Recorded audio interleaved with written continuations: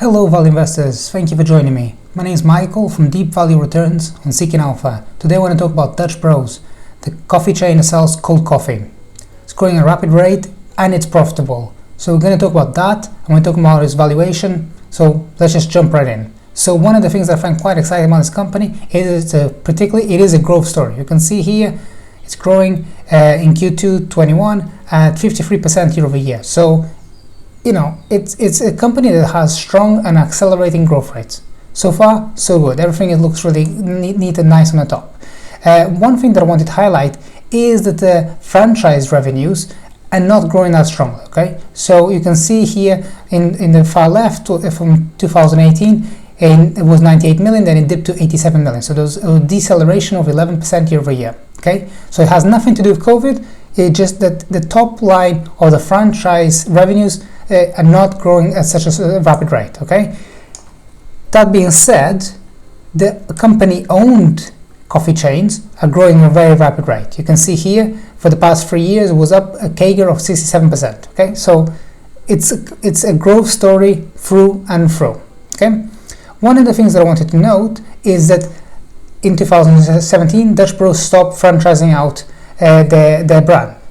So the companies that are franchising, they can continue to expand within their existing markets, but new franchisees will not be able to do it. So the company is much more focusing on company-operated stores. Okay, so if it's going to continue the trajectory that it did in the past, we are talking about a high-growth company here.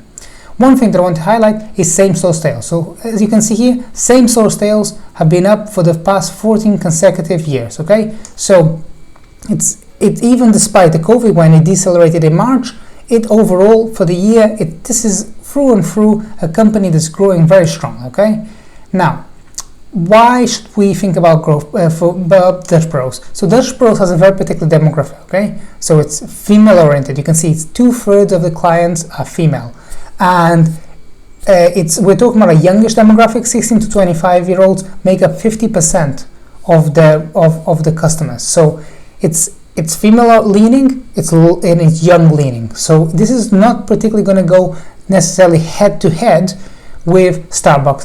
That being said, at some point it is indirectly comparing itself with Starbucks. So just some things to think about. The one thing that is, the crown jewel of this investment is that profitability is very strong. Okay, so EBITDA was 20% of operating margins. Let me repeat. EBITDA was 20% of revenues for the past 6 months, finishing in June 21. Also over the trailing 12 months, it was also 20%. It bumped higher during the COVID period, but that was simply because they've reduced the promotions, to ramp up revenues, and it seems to have worked quite well. But now they kind of resorted to increasing promotions to increase the brand awareness, and so we're not really dissecting too much here the EBITDA margins, but we're just saying that, okay, it's a profitable company. There's no question about that.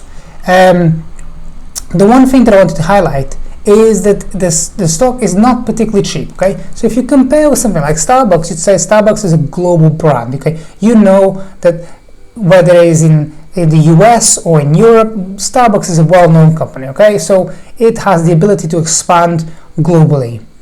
And the investors are paying 4 times forward sales for that business because it's unquestionably resilient. It has a very strong management team, and it has demonstrated that it can go anywhere. Okay, can the same be said about Dutch Bros? I don't know right now. It's a small company. It's like they're about 300 stores or so it's not really in the same league, and investors are paying as if it was in the same league as Starbucks. So certain thing to think about, right? So it's easy to grow at a rapid rate when you're coming off a small base, but the ability to scale into size is different, right? One thing is to be able to be kind of an executioner, kind of being able to start up a business. The other thing is to be able to operate a business. So I don't know whether they'll be able to or not grow at a rapid rate going forward.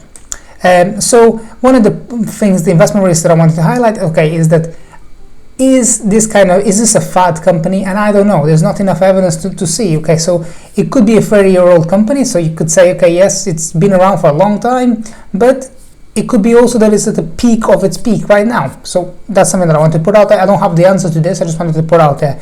The other thing is that the average price of the orders at $7.50, will they be able to expand significantly higher? Because $7.50 is not cheap. It's not the kind of thing you want to do every single day. So, particularly if your demographic is below 25 years old, like for most of it, for 50%. So that's something that I wanted to highlight as well. The ability to price up, over the next several quarters could have a big impact here.